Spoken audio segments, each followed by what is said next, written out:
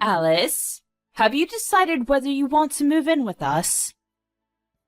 I've told you many times, but I have no intention of living with you.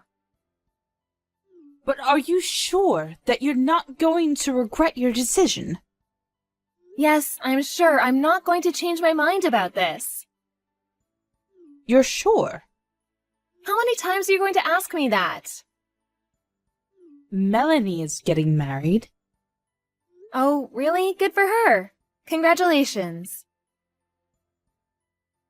Melanie's fiancé is still young, and he doesn't make much money. Well, I figured as much. Melanie's still young too. And I think the two of them will be living with us. I see. Isn't that good news for you? I'm sure you're thrilled about this. So now there's no need for you to ask us to move in with you. I just want to make sure that you don't regret your decision later, though. Were you even listening to what I said up until this point? Don't you understand that Sean wants to live with us? You're the only thing holding him back. I also miss not having him around the house. Won't you reconsider? Don't you feel bad for keeping Sean from me? What do you want me to say?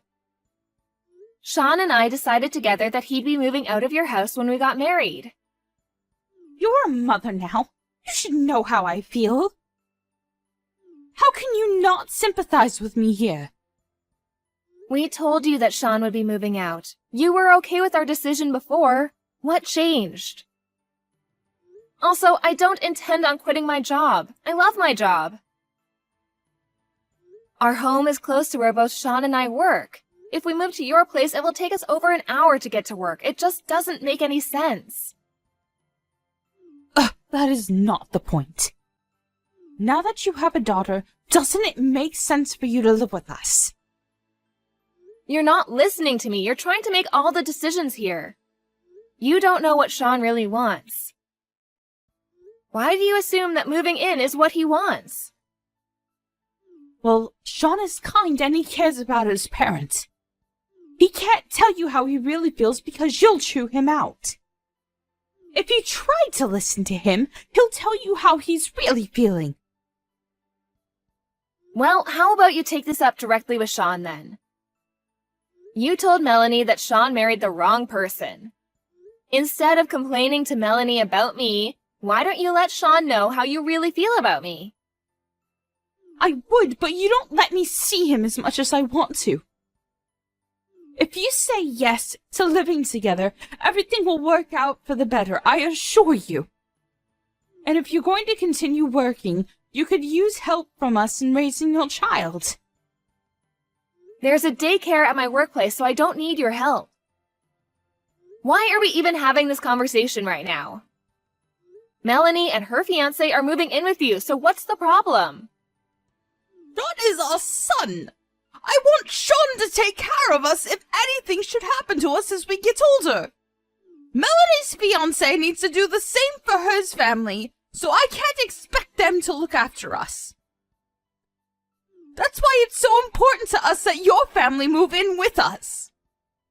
You should stop being so selfish and think about what's important for this family.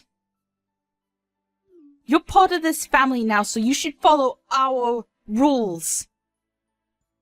I haven't complained until now, but it's about time that you prioritize our needs before your own.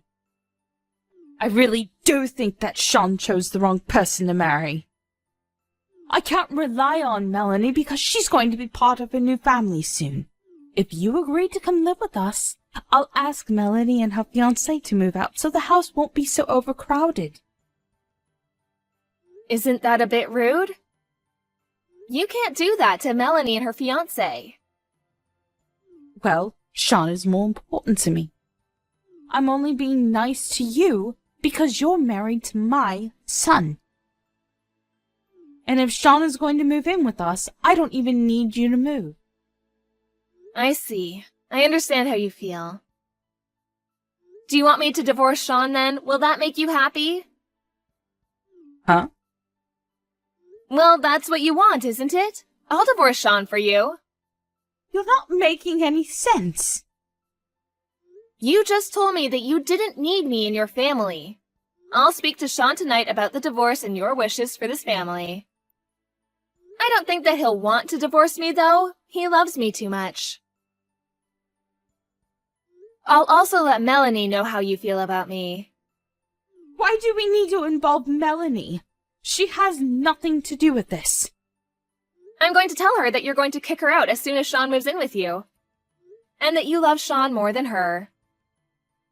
There's no need for you to tell her that. You'll just end up hurting her. What about my feelings? You seem to have no problem hurting me. You're such a bitch. You just want to pull me apart from my family. You are a monster. I just spoke to Melanie. She told me that her father also asked her and her fiancé to move out if Sean was going to move in.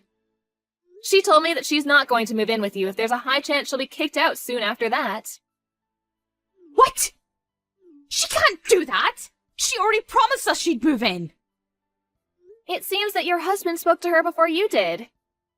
He told her that Sean and I are moving in with you and that there was no room for her and her fiancé. She was really angry with her father after that. She has no intention of moving in with you anymore. Well, how come Melanie didn't come to me first? Melanie told me that she spoke to her father yesterday. I guess she's angry with you too. That's why she came to me and not you. Did you tell your husband that Sean and I were moving in with you? How could you? I've been telling you that that's not what we want. Well, I figured I could persuade Sean to move in. And I knew that I would have to ask Melanie to move out if Sean was moving here. I didn't think she would move out right away, though. And my husband wasn't supposed to say anything to Melanie. It's because you're being selfish and not thinking about what everyone else in this family wants.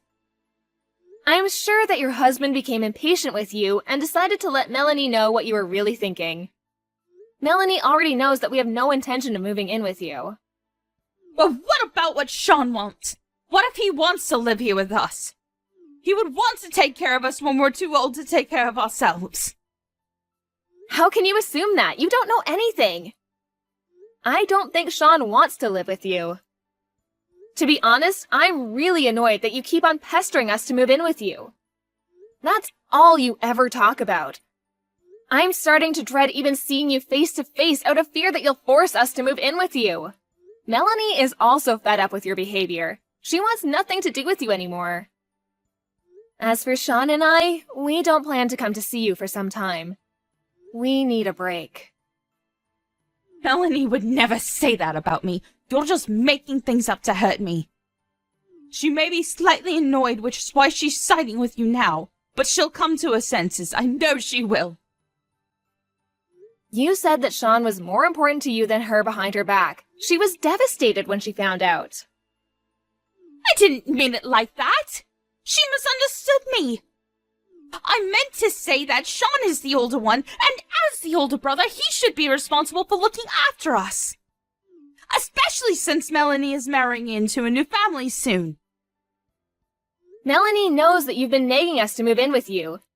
She agreed to move in with you in the first place because she felt sorry for Sean and I. She was just trying to protect us. She was really hurt when she found out that you favored Sean over her. I can totally understand why she would feel that way. What do you mean by that? Did you also tell her that I said her fiancé doesn't earn enough money? I didn't say anything to Melanie. She probably found out through her father. She wasn't trying to move in with you to save money. She was just being a good daughter. She was willing to look after you if Sean and I couldn't. She's your daughter. You should have known that Melanie would do something nice like this. She has a kind heart. I didn't mean to hurt Melanie's feelings. I really did want her to move in with us. But I figured that she'd want to move out eventually. I guess I was just trying to act strong. It just sounds like you're making a bunch of excuses. Shouldn't you be telling Melanie this directly instead of me? Well, Melanie won't pick up my calls. I think she's very angry with me. Would you mind telling her how I really feel? Melanie doesn't want to talk to you or hear what you have to say to her. I also showed Sean the conversation we've been having over chat up until now. He just got home from work. I thought that he ought to know how his mother was acting. What did Sean say? He said he'd rather cut off all ties with his parents than divorce me. Sean would never do that to us. Sean's my son. You're lying again. He can't abandon us. He's going to give you a call soon to talk to you directly about this. But first, he's going to talk things over with Melanie. As for me, please don't try to get in touch with me anymore. I have nothing more to say to you. You stress me out. It's not good for my mental health. By the way, I'm pregnant with my second child. You're pregnant? When did you find out? Yes, I'm pregnant. Do you know if you're having a boy or a girl? It's a boy. That's great! Now you have more the reason to move in with us. Since Sean's going to cut all ties with you, I don't plan on introducing my new baby to you. You can't keep me from my own grandson. That's cruel, even for you. See, all you care about is yourself. Hasn't it ever occurred to you that we don't want to spend a minute more with you? You're stressing me and my family out. I'm sure we can work something out. We can come up with a plan that makes everyone happy. Could you please persuade Sean and Melanie not to be so mad at me? It's all a big misunderstanding. You can't take back the mean things you said about everyone. You're a grown-up. You, of all people, should know that. You treated me like an outsider, and you backstabbed your own daughter. You're a terrible person. I'm so sorry. I see how wrong that was now. Please forgive me. I didn't mean any of it. Seriously. We're not going to forget the horrible things you said about us. How about you and your husband take care of yourselves for the rest of your lives? Don't expect to be seeing your grandchildren anytime soon.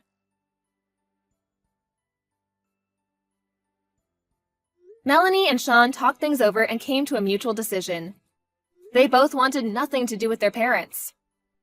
If one of their parents got sick, they would figure out what to do when the time comes.